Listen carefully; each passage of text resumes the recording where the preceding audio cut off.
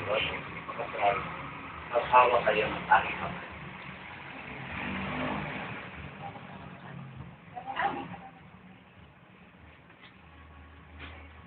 Ha? Kasama ka dito? Kaya natin. Pati pagkakawala. Cellphone ko. Cellphone.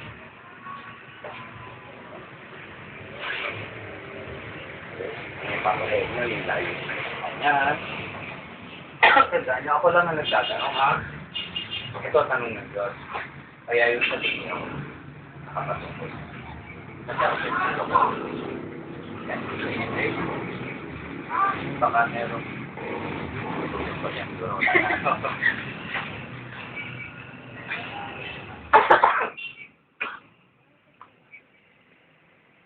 O Diyos, tinatanggap mo ba si Abraham na narito ngayon na maging tunay mong asawa alinsunod sa ipinag-uutos ng Diyos? Binibigay mo ba ang iyong sarili sa kanya upang makatulong niya? Ang mapayag ka na siya ang maging Kristo. Abraham, tinatanggap mo ba si Tony Rose na narito ngayon na maging tunay mong asawa alinsunod sa ipinag-uutos ng Diyos? Opo, tumatanggap ko. Binibigay mo ba ang iyong sarili sa kanya upang makatuwang niya? Hindi ako po.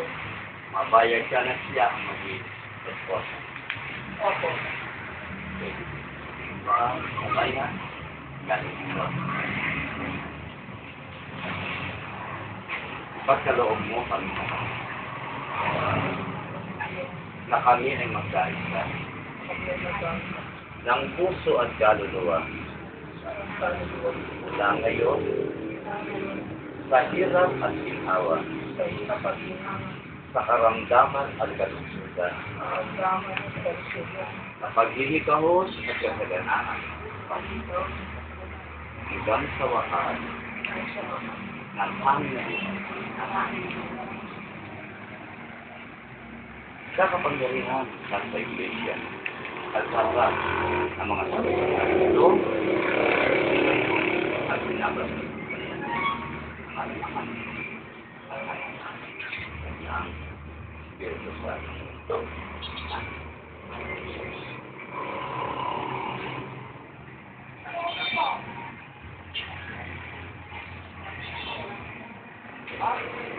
Abraham and Tony Rose, brother, never leave with love and in unbroken loyalty to Christ our Lord. Baka mo na kami na itakas mo lang muna sa palagi. Nakaliwa ba sa kanan? Takas mo lang sa palagi. Tingin ka sa kanan. Okay, ulitin yung sasabihin ko sa kanya sasabihin. Medyo corny lang pero kung nakalasabihin. Okay. Tony Rose. Tony Rose. Suot mo ang sinisipito. Suot mo ang sinisipito. Tanda ng aking pag-ibig. Tanda ng aking pag-ibig. At katapatan. At ng katapatan. Sa pangalan ng Ama. Pag-atas At ng Anak. At ng Espiritu Santo. Yan. Kasi pagkabagawin mo na kami. Kaya. Okay na. Kapag mo lang. Sige ka pa. Abraham. Suot mo ang simsim na ito. Tanda ng aking pag-ibig. At katapatan. Pangalan ng Ama. At ng Anak. At ng Espiritu.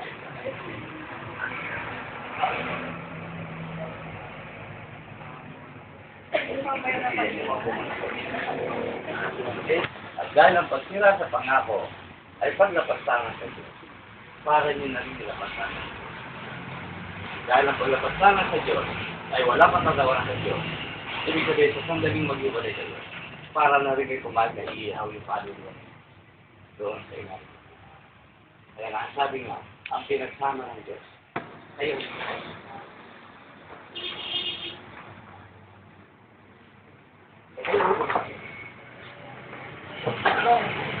wait. Ibigay ko yung blessing sa kanila. Ibigay din ninyo yung paspas. Yung panalangin para sa gawin natin yan habang nakatapat sa Panginoon natin sa kanila. Para sa sarili ng panalangin. Habang binibigay sa akin, ha? Holy Father, Creator of the universe, Maker of man and woman in their own life, source of blessing for our life. We humbly pray to you for this Christ, who today is united with her husband in the bond of marriage.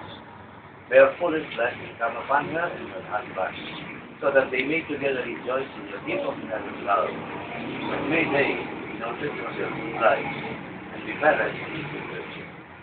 Lord, may the good things that they are happy, and turn to you in their sorrow. May they be glad that you have them in their work, and know that you are with them in their need. May they reach all days to the company of their friends, and come at last to the kingdom of heaven. We ask this through Christ our Lord.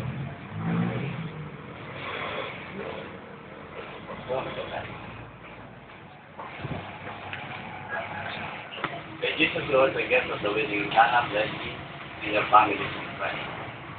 May Jesus, who love His church to the end, always fill your heart with His love. May He grant. Okay? With this over, you can go now and serve to the world that you love.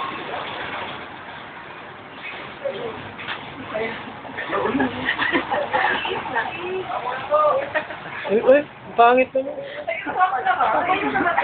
Bakit naman? Iyak may anak mo nga kayo, iyak.